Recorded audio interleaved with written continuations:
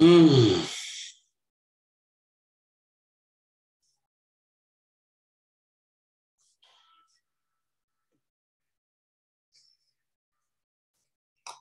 Good, good, good, good. Mes chers combattants, toujours un plaisir d'être avec vous, mes amis.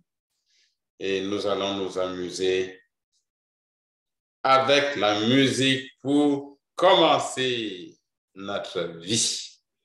Notre samedi ensoleillé pour ceux qui sont à Québec et pour ceux qui sont à d'autres coins. Parfait. Good, good, good, good, good, good, good.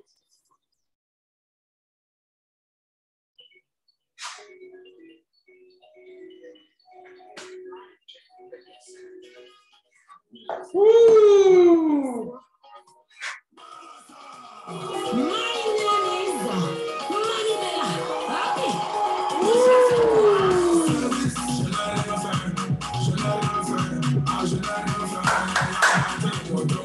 Je n'ai rien fait, je n'ai rien fait, je n'ai rien fait.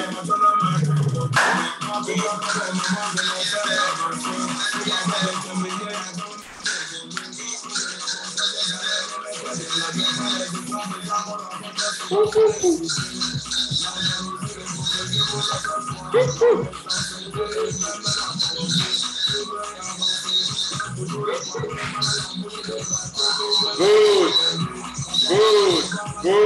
On s'en va là, mes amis.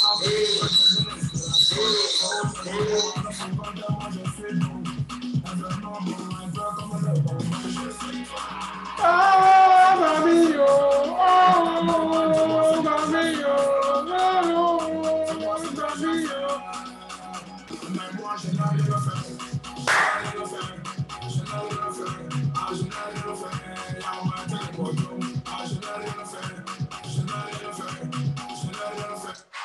Realtors, here's how you can.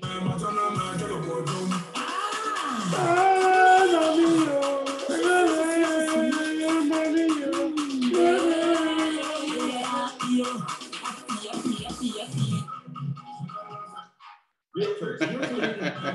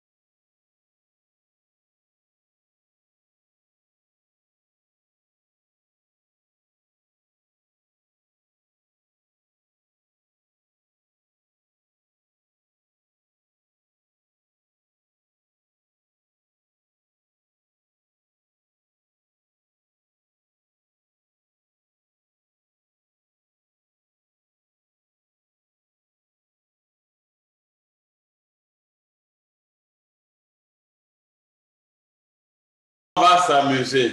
Et je pense que là, c'est terminé. C'est l'heure pour parler des bonnes choses, pour parler de l'immobilier. C'est ça. Comme on dit toujours, il faut commencer par dire j'aime. Il faut mettre des petits pouces parce que là, maintenant, on parle des bonnes choses. La musique est finie et c'est l'heure des vraies choses. Aujourd'hui, nous allons parler du taux directeur sur l'immobilier. Ce sujet il est suffisamment costaud que j'ai décidé de faire cela en deux Facebook Live. Parce que je voudrais que vous preniez conscience, que vous compreniez, que vous assimilez. Aujourd'hui, on parle d'un autre pan de l'immobilier, de vous faire comprendre ces facteurs externes à toi. Et c'est important que tu comprennes. Tu sais, quand on vient d'Afrique, ou bien quand nous étions en Afrique, ou bien dans notre pays d'origine, il y avait des choses qui se passaient. On ne s'attardait pas à cela. Quand ton papa achetait le terrain pour faire construire, il ne se posait pas comment allait l'économie. Mais nous, dans ce pays-ci, à l'Occident, nous sommes obligés de comprendre l'économie dans laquelle nous agissons. Nous sommes des acteurs économiques. Nous sommes des acteurs. Et des décisions qui sont prises du côté d'Ottawa ou bien de Washington, un peu partout. Les choses qui se passent à l'extérieur de ce pays nous impactent directement. Si c'est la première fois que tu me vois, mon cher ami, moi, c'est Justin Camille, je suis un coach, je suis investisseur immobilier et je m'amuse avec l'immobilier parce que j'ai hérité de ce business de l'immobilier de mon papa. J'étais dans mon premier chantier à 6 ans. Et c'est là où j'étais pour la première fois dans le monde de l'immobilier.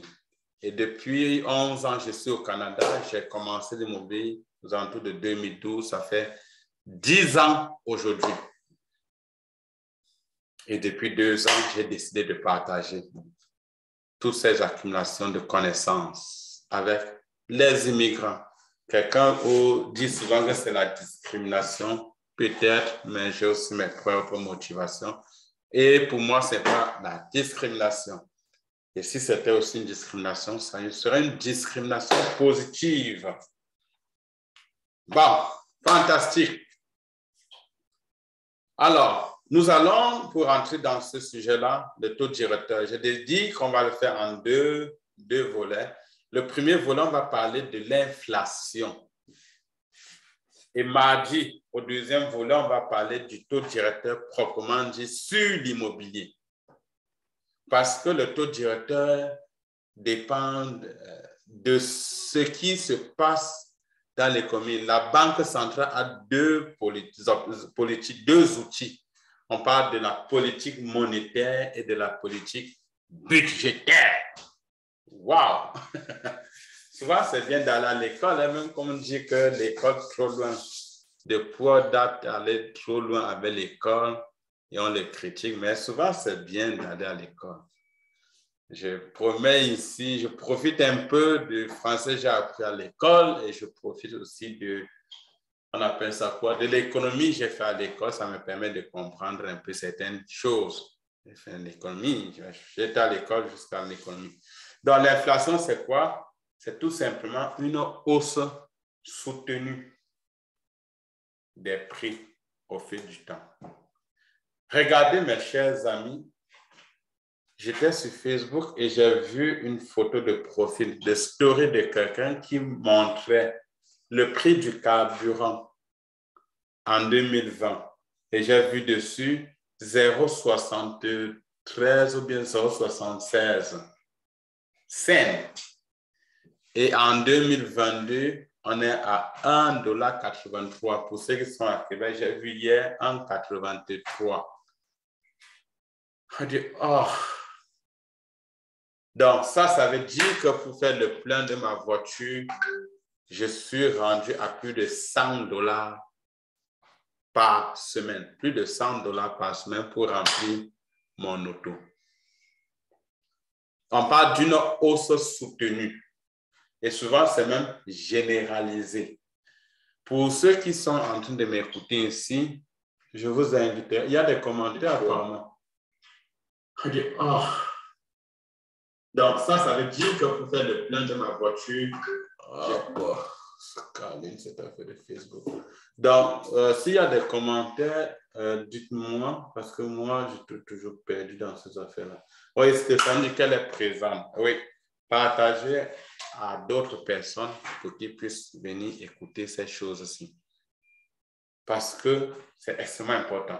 Donc, on parle de l'inflation. L'inflation, c'est quoi? C'est une hausse soutenue des prix avec le temps. Parce que s'il y a juste une augmentation de prix un jour et puis ça redescend, on ne parle pas de l'inflation. Il faut que ça soit soutenu plusieurs reprises. Je pense que la semaine dernière, le prix du carburant était à $1,66 ou $1,63 dans la ville de Québec. 1,66,9. Et quand je suis revenu du Cameroun, je pense le prix du carburant était à 1,54 en décembre. Là. Nous sommes en mars, on est rendu à 1,83 et je pense que les gens avaient prédit 1,80, mais on est rendu à 1,83. Là, ça commence à se justifier par la guerre, l'invasion de l'Ukraine par la Russie. Un autre sujet qu'on va possiblement aborder parce que ça a des impacts sur notre économie. On appelle ça des facteurs exogènes.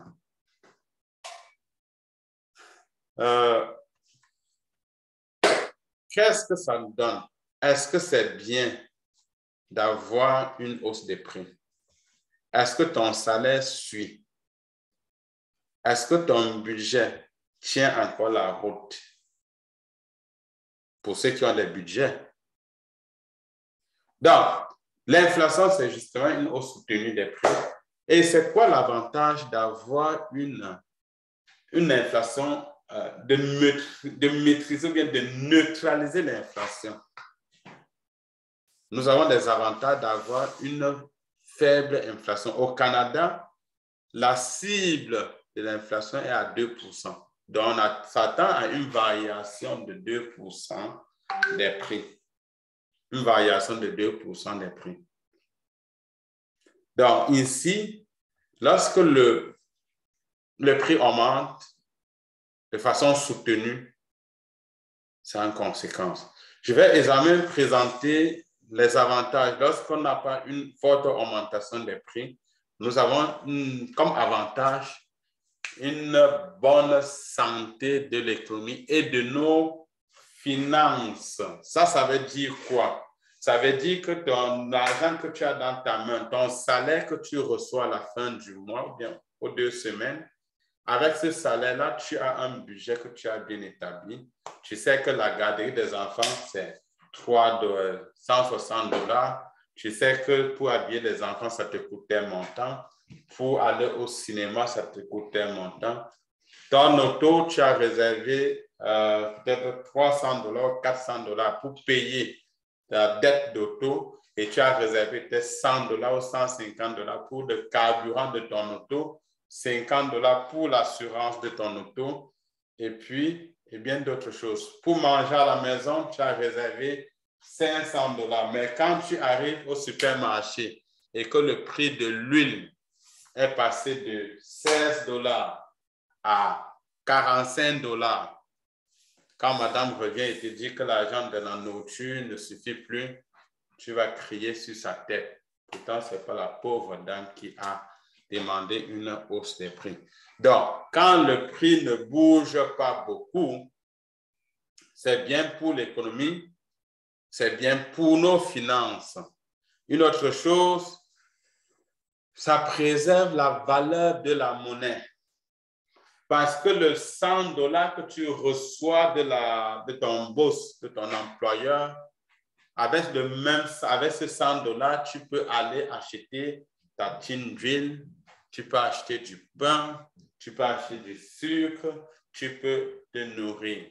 Et cet argent-là a une valeur.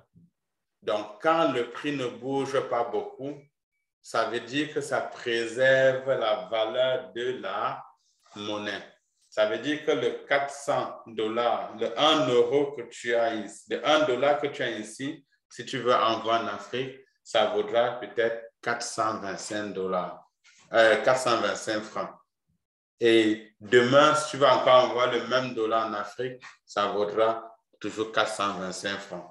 Mais imagine un instant que ce dollar a perdu de la valeur. Ça veut dire que pour le même dollar, tu ne peux plus acheter la même quantité de biens.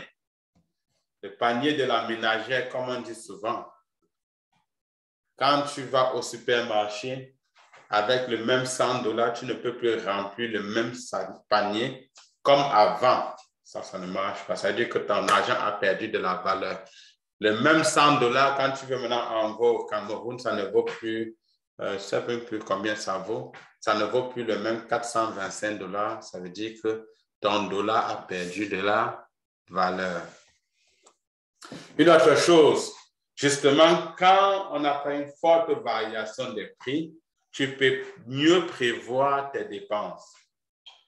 Tu peux savoir que ton 100 $ que tu as réservé dans le compte carburant va suffire pour pouvoir remplir le carburant dans ton auto.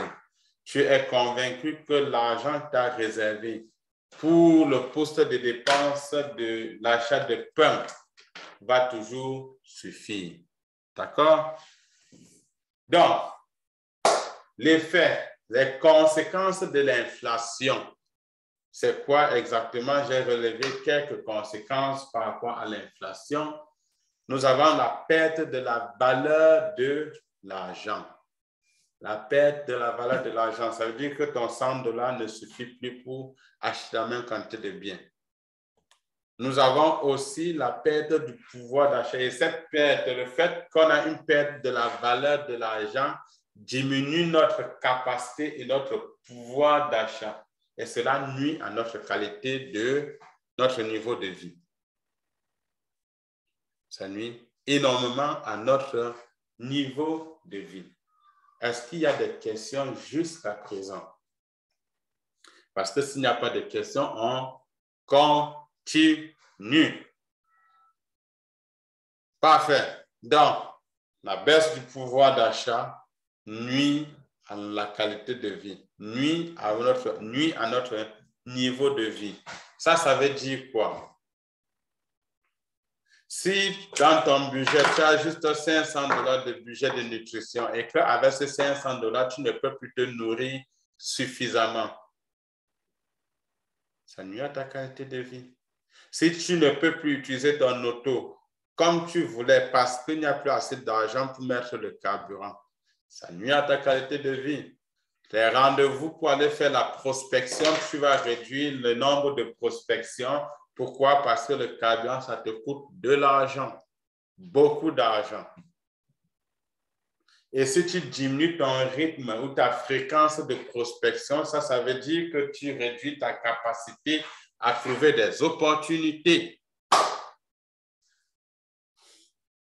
Et si tu diminues ta capacité de trouver les opportunités, tu diminues ta capacité à faire des offres d'achat, à acheter. Dans ce contexte, il faut réfléchir autrement. Donc, comme on a dit, on a la difficulté à anticiper le coût parce qu'il y a beaucoup de variations. Qui peut me dire ce que vaudra le litre de carburant la semaine prochaine? Personne. Et en tant qu'investisseur, si tu as de la misère à prévoir, ça ne marche pas, ce n'est pas bien, n'est-ce pas? L'autre jour, je pense la semaine dernière, je suis en train d'attendre une soumission pour le prix pour la construction de mon ancien logement. J'attends la soumission et juste cette variation de prix, j'ai de la misère à anticiper le coût de mon projet. On me disait que le prix du bois avait encore augmenté et que les commandes sont rendues au mois de juin. Et ça, c'était avant l'augmentation des coûts de carburant. Juste prendre l'augmentation des coûts de carburant, ça fait que la machine qui va permettre de couper le bois va consommer du carburant. Du coup, le coût de production augmente. Et si le coût de production augmente, à qui on refile la facture? Au consommateur. Dans le chantier, les bulldozers, les grues, tout ce qu'on utilise dans nos chantiers de construction, ça consomme du gaz. Et si le prix du carburant augmente, ça veut dire que le coût de production augmente systématiquement. Donc, nous avons cela comme effet de l'augmentation des prix, l'augmentation soutenue des prix. Vous voyez? Next, c'est que la vie devient de plus difficile aux gens à faible revenu. Si toi, tu as un faible revenu, c'est-à-dire tu travailles à un salaire minimum, ce que je ne veux vraiment plus entendre, qu'un immigrant qui travaille à salaire minimum, à $10, à $20. Si tu travailles à $20 de l'heure, ou à $10 de l'heure, ou même à $13 de l'heure, même $20 de l'heure. Suppose que tu travailles à $20 de l'heure, ça te fait $50 000 ou 52 000 comme je faisais en 2012, ça fait 10 ans aujourd'hui. Si tu as $50 000 de salaire et que juste le carburant, parce que c'est vraiment, il y a le carburant, il y a l'huile, il y a tout ce qui est pour nutrition. Sachant que M. le Trudeau et tous ces gens vont prendre une bonne partie de cet argent-là, peut-être 20 000 sur les 50 000, il te reste $30 000. Cette augmentation de prix va affecter sérieusement ta qualité de vie parce que tu as un faible revenu. Et si tu n'as qu'un seul revenu, c'est encore grave. Donc, une hausse des prix impacte ta qualité de vie, surtout des gens à très faible revenu ou bien à faible revenu. Donc, ton budget, tu as une augmentation de salaire. Regarde que le prix du carburant de 2020 à 2022 est passé de 0,70 à $1,83. Ça fait plus de $1, plus de 100% d'augmentation. Est-ce que ton salaire a augmenté de 10%? Moi, quand j'étais employé, je pense que la plus grosse augmentation m'a donné, je pense que c'était 2500. Même pas l'inflation. J'étais un mauvais employé, ça je l'avoue. Mais vous qui êtes des bons employés, avez-vous 5% d'augmentation? Parce que si tu as une inflation à 5% et que tu as un salaire ou bien un revenu qui est en dessous de 5%, ça veut dire que tu t'es appauvri dans le temps. C'est mauvais. C'est extrêmement mauvais. Donc ici, je vais aller sur le site de la Banque centrale, Banque du Canada, pour vous montrer un peu comment l'inflation s'est comportée au cours des années. D'accord? Vous pouvez aussi aller là-dessus, Banque du Canada, vous tapez indice. Ici, on a tous les types d'inflation. On peut s'amuser, vous voyez? Je peux décider, ça c'est l'inflation globale. Je vais garder juste l'inflation globale parce qu'il y a plusieurs types d'inflation. De IPC, autant pour moi. L'IPC, c'est l'indice de prix à la consommation. Donc, on a une base sur laquelle on fixe le prix et de cette base-là, on voit la variation des prix. Et dans le cas ici, je pense que c'est une base de 2000. Donc, à partir de 2000, on dit que tous les biens ont un prix de 100, par exemple, et on voit le prix 2001, le même bien, 2002, ainsi de suite. Et on utilise ça pour calculer l'IPC, l'indice de prix à la consommation. Donc, vous voyez que la cible pour le gouvernement du Canada est à 2%. La cible pour la Banque centrale. Pour la Banque centrale, elle voudrait qu'on ait une inflation à 2%. Donc, quand ça sort au-delà de 2%, elle est mal à l'aise. Donc, vous voyez, 2%, elle est mal à l'aise. Comment? Donc, aujourd'hui, on est aux alentours, si je reprends mon graphique. Vous voyez? Depuis, non, on va aller chercher. Regardez. Depuis mars 2020, comment? Je pense ici, on est en 2020. Pardon. Je vais chercher ici 2021. Donc, vous voyez que depuis mars 2021, on est au-delà de la cible. La cible était à 2%. On est rendu à 5. Le dernier mois était à 5 en 2022. Vous voyez, on est à 5,1. Et ce n'est pas bien.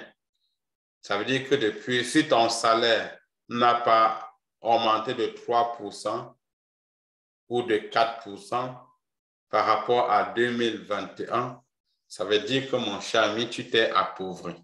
Ou bien si je vais prendre le revenu. Si ton revenu n'a pas augmenté de plus de 4% par rapport à l'année 2021, ça veut dire que tu t'es appauvri. On n'est pas venu ici pour s'appauvrir, on est venu ici pour être riche. Je vais prendre un autre concept. On a parlé de l'inflation. Maintenant, on va parler de la déflation. La déflation, c'est quoi? C'est tout simplement la baisse soutenue. Donc, c'est l'inverse de l'inflation. C'est la baisse soutenue de... J'espère qu'il n'y a pas de questions. S'il y a des questions, si vous avez des questions, mes amis, ça me fait plaisir de les poser. Comment pouvons-nous ajuster nos budgets face à cette inflation? Comment l'anticiper? Oh, sorry. C'est maintenant que je vois mes questions. Oh my goodness. I'm really sorry, guys. OK. Donc, comment pouvons-nous ajuster nos budgets face à cette inflation? Bonne question, Henri. Comment est-ce qu'on peut ajuster nos budgets? Mais moi, je pense que la philosophie de Père Riche, c'est de dire comment est-ce que je peux faire pour générer plus de revenus. Parce que moi, là, je ne veux pas diminuer mon niveau de vie ou bien ma qualité de vie parce qu'il y a l'inflation. Je ne suis pas de la philosophie des gens qui disent garde l'argent pour avoir beaucoup d'argent. Je suis de la philosophie des gens cherche beaucoup d'argent. Parce que tu ne peux pas vivre misérablement parce qu'il y a l'inflation. Tu ne peux pas essayer de te contenter de ce que tu as en main pour dire je vais essayer de réduire mon train de vie pour faire face à l'inflation. Déjà qu'on n'a même pas le contrôle là-dessus. Tu n'as aucun contrôle sur l'inflation. Tu ne peux pas contrôler l'inflation. Tu ne peux même pas l'anticiper. Comment est-ce que tu vas l'anticiper? Personnellement, je ne vois pas comment je vais l'anticiper. Moi, je suis dans la philosophie des gens, je cherche le plus d'argent possible. Je cherche le plus d'argent possible pour pouvoir anticiper, comme tu dis. Donc, si jamais l'inflation arrive, que je puisse toujours vivre comme je ne souffre pas de l'inflation. Il ne faut pas que l'inflation m'impacte de façon considérable. Make more money than protect your money. Faire le plus d'argent possible parce que si tu ne fais pas autant, tu vas vivre malheureux.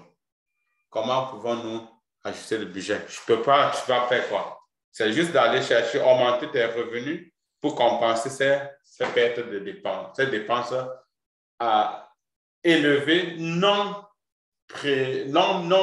prévues. C'est ça.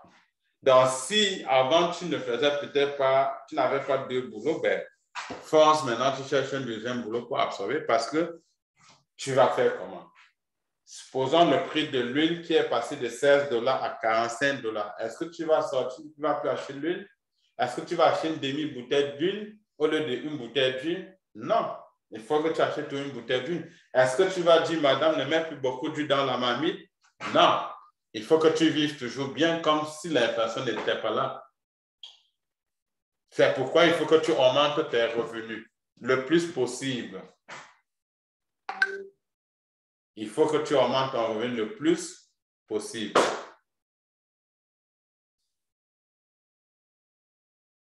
J'espère que ça répond à ta question, mon cher Henri. Ouais. Moi, je pense que si tu veux diminuer ta qualité de vie, tu vas plus en souffrir. Non, je ne veux pas diminuer ma qualité de vie. Je veux pas... Est-ce que je vais m'empêcher peut-être de m'acheter, de mettre le carburant dans ma voiture pour aller faire ma prospection parce que le prix du carburant a augmenté? Est-ce que je vais arrêter d'aller rendre visite à mes amis parce que le prix du carburant a augmenté? Non, je ne veux pas faire ça. Je ne veux pas faire ça. Alors, pour faire cela, alors pour éviter d'arrêter d'aller rendre visite à mes amis, la seule chose, c'est d'augmenter mon revenu. Et je ne peux pas compter sur mon salaire parce que mon salaire est fixe dans une année. Je sais exactement combien tu vas recevoir comme salaire dans ce prochain paye. Tu sais exactement combien tu vas recevoir comme salaire dans 1 mois, dans 2 mois, dans 3 mois. C'est pourquoi ce n'est pas bien d'être un salarié. Ouais. Security. That is just for security. Le salariat, c'est pour la sécurité. C'est tout. Si tu veux la sécurité, tu resteras salarié. Parce que tu es sûr de combien tu vas gagner la semaine prochaine, le mois prochain. Et je ne sais plus. Faut pas. On va commencer à être salarié et on va travailler en achetant des immeubles pour être investisseur. Ou tu es salarié et tu fais d'autres business à côté pour pouvoir améliorer ton sort, améliorer ta qualité de vie. Fantastique. S'il y a d'autres questions, n'hésitez pas. Donc, à côté de l'inflation, il y a ce qu'on appelle la déflation. C'est l'opposé de l'inflation. C'est la déflation. Et la déflation, c'est quoi? C'est la baisse soutenue des prix avec le temps. Et moi, je regardais encore, on dit que cette baisse soutenue n'est pas non plus bien pour l'économie. Hein? Ce n'est pas bien pour l'économie. Pourquoi? Parce que imagine que tu as acheté ton immeuble et tu as acheté ton immeuble, le prix du loyer a considérablement baissé. Est-ce que c'est bien pour ton immeuble? Non. Parce que la valeur de ton immeuble vient de diminuer. Une baisse de prix de loyer, c'est une diminution de la valeur de ton immeuble. Donc, la Banque centrale voudrait avoir ce qu'on appelle une stabilité des prix. une stabilité des prix. L'inflation, la déflation, ce n'est pas bien pour l'économie. Et la Grande Dépression, c'était la baisse soutenue des prix dans le temps. Et cette baisse soutenue des prix dans le temps, ça remonte à l'année 1930, dans la Grande Dépression, où il y a eu la dévaluation de la monnaie et la conséquence, vous savez, les conséquences de la dépression, de la crise 1929, la Grande Dépression de 1930, et avec ça, a fait arriver au pouvoir le grand Hitler. Et tout ceci a engendré ce que vous savez, la Deuxième Guerre mondiale. Ah, mon vieux cours d'histoire. C'est bien. Donc, étant donné que nous avons l'inflation qui fait monter les prix, qui appauvrit les ménages, la déflation qui fait aussi, qui n'est pas non plus bien pour l'économie, le gouvernement, pour faire face à cela, va donc utiliser sa politique monétaire.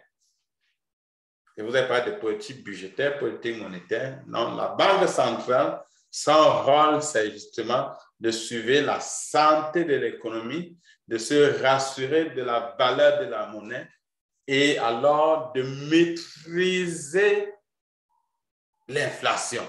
On ne peut pas laisser continuer à vivre cette hausse des prix. Et un des outils que la Banque centrale va utiliser, c'est justement son taux directeur, mes amis. C'est son taux directeur. Vous avez vu c'est avec ça que la banque va stimuler l'économie. Hein? C'est l'outil de politique monétaire que la banque utilise pour stimuler l'économie. Avec la crise de COVID, la Banque centrale, le taux directeur était déjà à quoi? À 0,25 ou bien 0,50. Juste avant la crise, je ne sais plus exactement, on était aux alentours de 0,50. Après, on est descendu à 0,25. Ça veut dire quoi, taux directeur? Qui peut me dire c'est quoi le taux directeur? La définition d'un taux directeur. C'est quoi un taux directeur? Come on! Qui peut même Google pour dire c'est quoi un taux directeur? Sérieux. Parlez. Parlez. Je vous ai toujours dit que je viens pas ici pour prêcher l'évangile. Je viens ici pour partager avec vous. Je ne suis pas le pasteur qui parle tout seul. Hein? C'est quoi taux directeur? Est-ce qu'il y a des questions? Non. C'est bizarre, hein? Il faut toujours que j'actualise pour voir.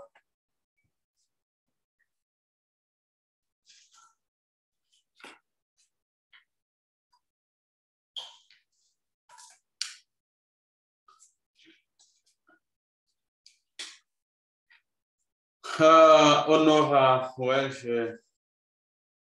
Non, moi, ça, c'est deux philosophies. Moi, je ne partage pas la philosophie de l'augmentation des prix. Je vais diminuer mes dépenses. Non, non, non, non, non.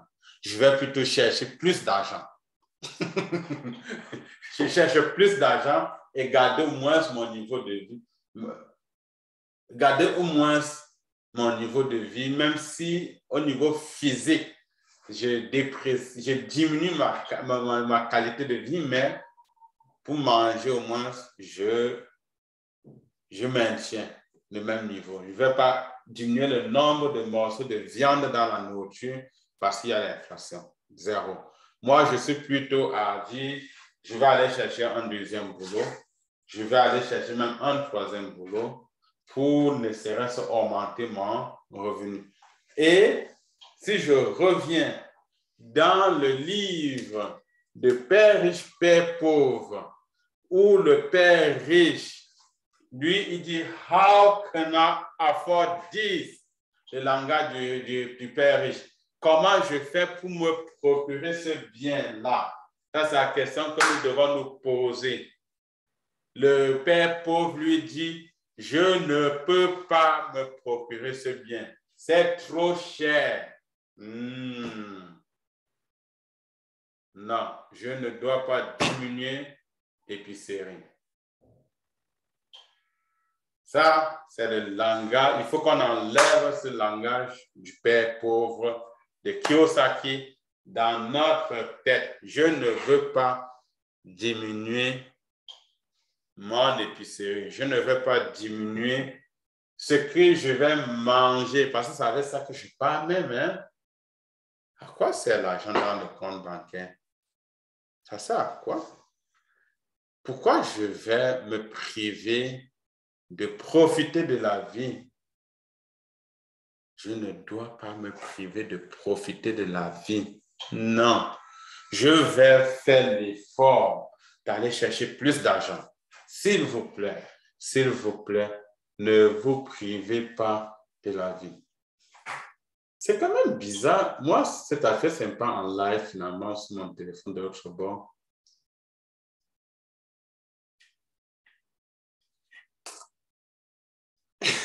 Non, ne gêne pas Honora, s'il te plaît. Non, ne gêne pas, non. C'est pas bien. On disait souvent au village que si tu ne manges pas, le jour où tu vas mourir, les gens qui viendront à Québec vont manger beaucoup et vont se moquer de toi. Parce que c'est avec ce que tu manges, c'est ce que tu manges que tu pars de cette terre avec. Et il faut que le jour que tu partiras de cette terre, qu'on te porte et que tu pèses beaucoup. Hein?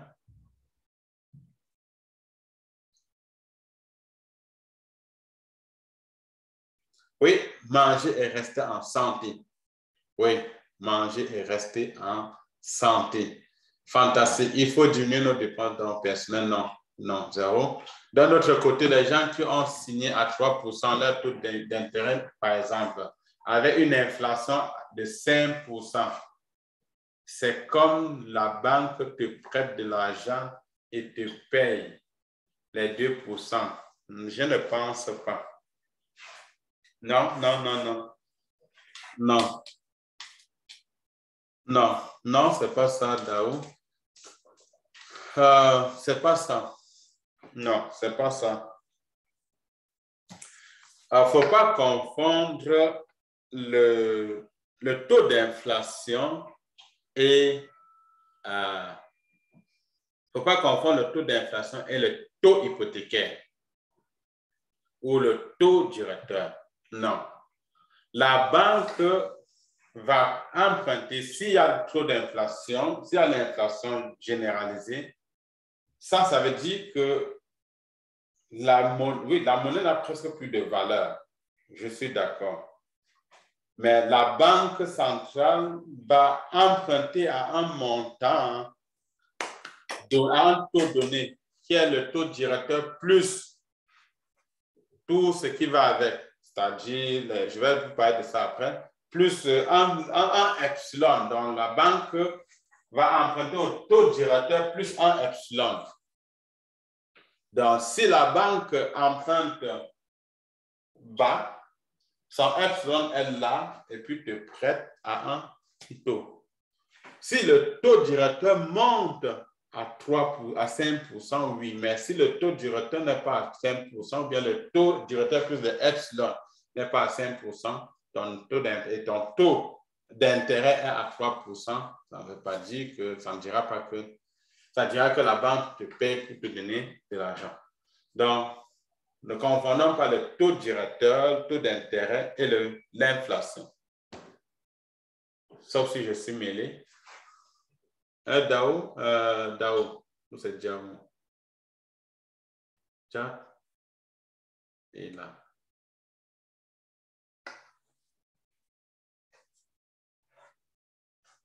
Exactement. Donc, le taux directeur, justement, c'est le taux donné par les banques, par la Banque centrale aux banques. C'est le taux sur lequel les banques vont se baser pour emprunter entre elles. C'est ça, fantastique. Good. J'aime quand on échange comme ça, c'est bien. Tout le monde apprend. Est-ce que Diao peut encore me réexpliquer ton truc, mais je ne suis pas sûr que c'est vrai ça. Si le taux, l'inflation est à 5%, ça veut dire que la banque t'a prêté et toi, tu as signé ton taux hypothécaire à 3%. Non, non, non. Déjà que... Non, c'est ça, c'est pas ça. Parce que toi, l'inflation est à 5%. Ça, c'est le taux d'inflation. Supposons que ton taux directeur est à 1%. Le taux directeur à 1%, la banque ajuste son epsilon dessus, peut-être ça tombe à 2% ou 3%. Mais tu as signé ton taux d'intérêt à 3%. La banque, aucunement, te paiera pour te donner de l'argent, non?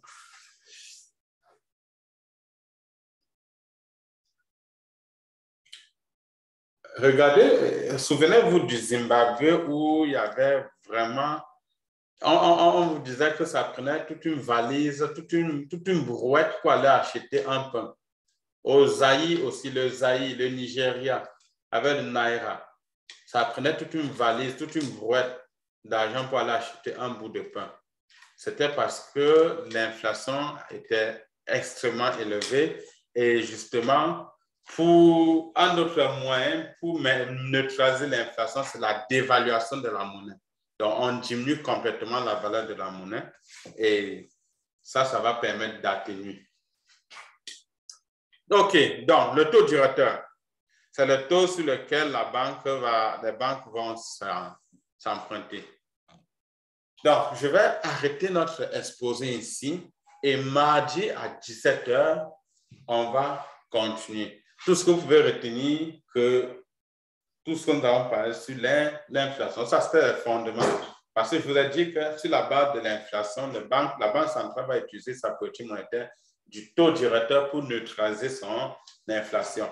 Dans le monde idéal, au Canada, la Banque centrale voudrait que l'inflation soit aux alentours de 2%.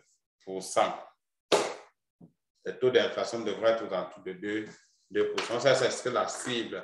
À 2% pour la Banque centrale, c'est la stabilité des prix. C'est pourquoi quand l'inflation est à 2% et que tu as un salaire qui a augmenté peut-être de 1%, ton boss te dit que ton salaire va augmenter de 1%, de 2%. Tu dis, OK, au moins, je ne me suis pas appauvri, j'ai gardé au moins ce même niveau de vie. Même niveau de vie que l'année dernière. Donc, on va s'arrêter là. Sujet très, très intéressant. Et moi, je vais compléter pour la suite.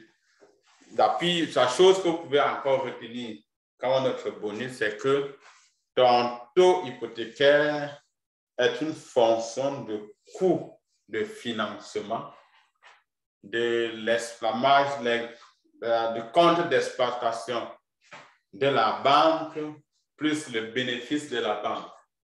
Je vous ai dit tantôt que la banque, ça va emprunter, ça va acheter de l'argent au taux directeur, plus en quelque chose dessus. La banque va emprunter de l'argent sur le marché, va venir ajouter ses frais, ses charges. Par exemple, elle doit payer tel emploi, elle doit payer des emplois, elle doit payer les gens qui font tout le tapage de son système informatique, tous ces éléments-là, va ajouter ce montant-là sur un pourcentage de ce montant sur le taux, le coût de financement, et puis va ajouter à ça son bénéfice. Et c'est avec ça qu'elle va dire, parce que ton taux d'intérêt. Donc, vous comprenez que si le taux directeur augmente, systématiquement, ton taux d'intérêt hypothécaire augmente. Parce que ton taux d'intérêt hypothécaire, c'est une fonction du coût de financement, qui est le coût d'emprunt sur le marché, plus la marge d'exploitation et le bénéfice. Et cette augmentation du taux directeur impacte presque à tous les niveaux tes marges de crédit, tes lignes de crédit, ton taux hypothécaire. Je vais en parler avec vous mardi. Ça sera la suite Je prends les questions, s'il vous plaît. Je prends les questions. Je n'ai pas voulu qu'on survole ce sujet parce que c'est extrêmement important de bien comprendre l'économie dans laquelle tu vis, que tu agis, l'économie dans laquelle tu dois adopter un comportement. Si tu ne comprends pas, ça ne marche pas. Et en tant qu'investisseur immobilier, tu dois comprendre et voir tous ces facteurs et anticiper le plus possible, comme Henri a dit. Ouais, il faut anticiper. Alors, mes chers amis, on va mettre des petits cœurs là-dessus, partager. Invitez vos amis de rejoindre le groupe Coaching JD Combattant, le groupe Facebook, parce que ces informations, c'est vraiment important pour partager avec la communauté. Aucunement en Afrique, on aurait parlé de ces choses-là, même si ça existe, même si en Afrique, ça reste dans les banques et puis un peu partout. L'agent économique n'est pas au courant de ça, ne considère pas ça et subit tout simplement. Et nous qui sommes arrivés ici, avec cette mentalité-là, nous devons changer notre façon de vivre. Nous devons nous adapter à notre marché, à notre économie. Moi, quand j'allais encore à la télé, quand j'avais encore la télé, parce que je n'en ai plus, bon, j'ai la télé, mais je ne suis plus les infos, c'est des choses différentes. J'allais regarder RD Économie et le journal, juste ces deux-là. Donc, je peux vous inviter à regarder RD Économie, vous lisez l'économie, lire les journaux sur l'économie, parce que c'est extrêmement important en tant qu'investisseur. Tu dois avoir l'information, sinon ça va péter dans la face. Fantastique. Pas de questions. Est-ce qu'il y a des questions?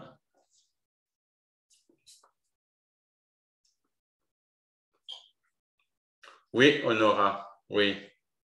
Les agences privées. Mais il faut faire attention entre courtier et prêteur privé. Et même le prêteur privé. Est-ce que le prêteur privé est... Non, je ne pense pas que le prêteur privé va être impacté par le taux directeur. Il peut être impacté si lui aussi s'en va emprunter à la banque pour te prêter. C'est sûr qu'il va aussi bouger. Mais le taux des prêteurs privés est déjà tellement élevé que est-ce que lui, il a besoin d'augmenter encore son taux? Parce que le taux directeur a augmenté. Je ne pense pas. Moi, je pense que le prêteur privé, lui, puisqu'il est dans un marché de second rang, donc ce qui dit second rang dit plus de risque pour lui, il n'a pas de choix que d'avoir un montant élevé. Donc, les courtiers privés, les agences privées. Mais moi, je ne pense pas qu'une agence privée qui fait, qu'on appelle des B-lenders ou des CG-lenders.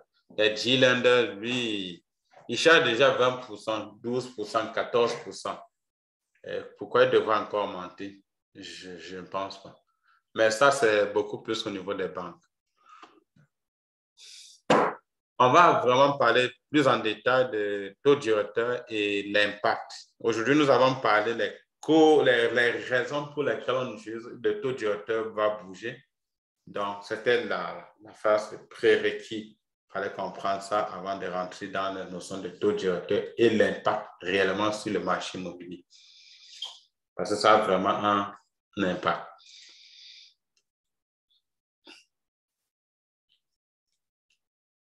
Parfait. So, good. Vous voyez, ça semble compliqué, mais c'est facile. C'est écrit, c'est facile, il faut juste comprendre Parce que si tu ne comprends pas dans quoi tu vis, si tu ne comprends pas ton économie, tu vas juste subir les choses. Et ce n'est pas bien quand tu subis. Comme on disait à l'époque, si tu ne fais pas la politique va te faire. Tu vas subir la politique. Si on veut voter et toi, tu ne vas pas voter, tu vas subir le vote des autres.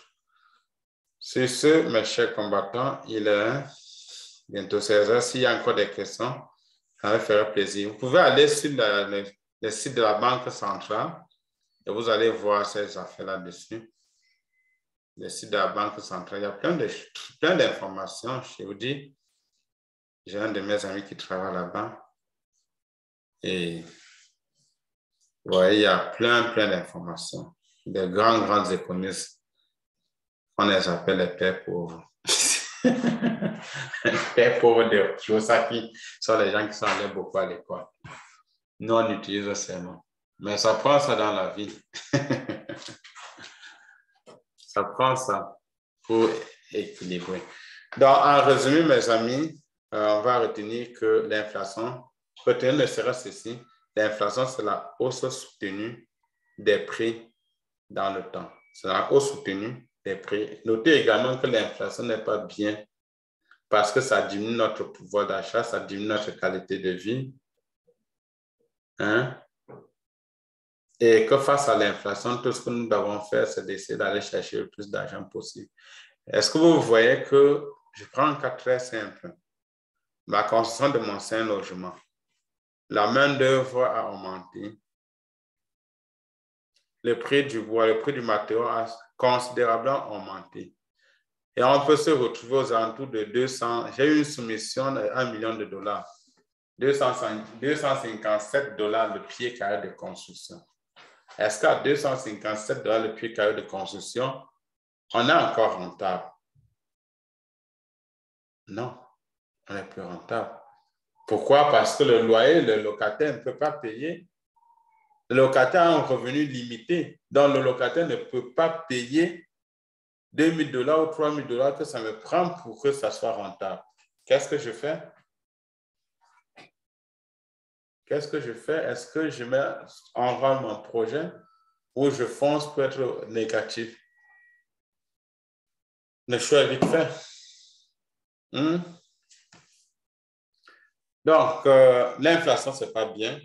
Là, on voudrait avoir une stabilité des prix. Une stabilité des prix pour que notre argent ait de la valeur, pour que notre argent puisse permettre de payer ce que je veux acheter. Good.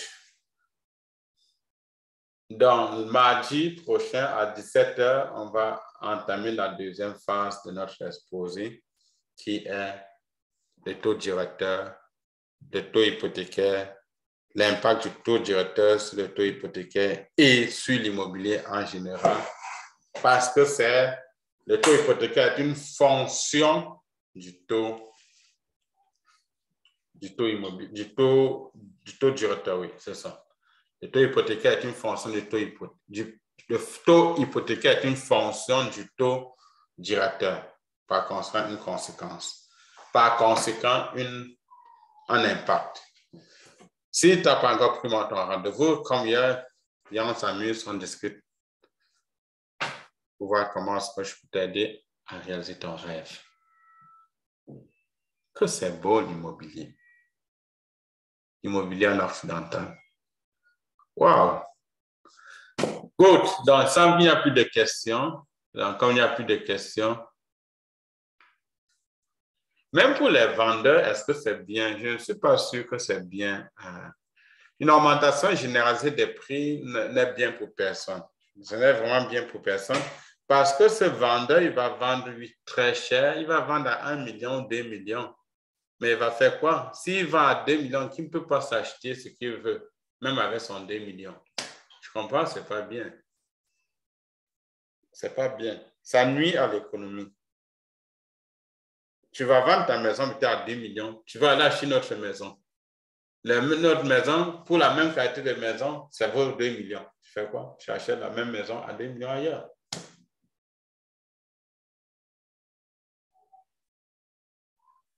Donc, moi, je pense que c'est vraiment une perception. On a l'impression que c'est bien, mais ce n'est pas bien. Si on te dit qu'on a augmenté ton salaire, comme le Premier ministre dit souvent, il faut que le taux il faut que le prix minimum, le salaire minimum passe de 10 $ à 15 $. Et tout le monde se met à applaudir. Oh, ça va augmenter dans la poche des gens. Mais ce qu'on oublie, c'est que ça vient augmenter la pression, la charge, une augmentation des coûts de production. Et l'augmentation des coûts de production, la facture est refilée aux acheteurs, aux consommateurs. Puisque ça prenait 1 $ pour produire le bien, le même bien aujourd'hui, puisque la main-d'œuvre a augmenté, le même bien pour le produit, ça prend 2 $ ou 1,50 $. Et si ça prend 1,50 $, qui est celui qui subit? C'est l'acheteur. OK. Il est 16 h et on va s'arrêter là en espérant que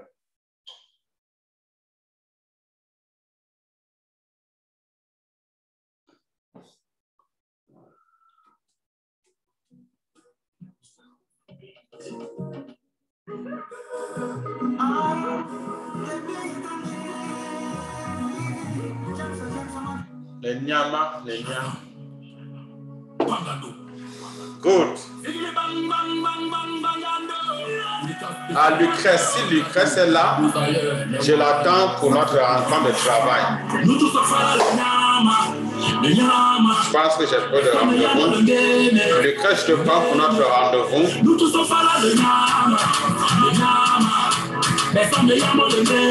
Donc, j'envoie le lien de la rencontre.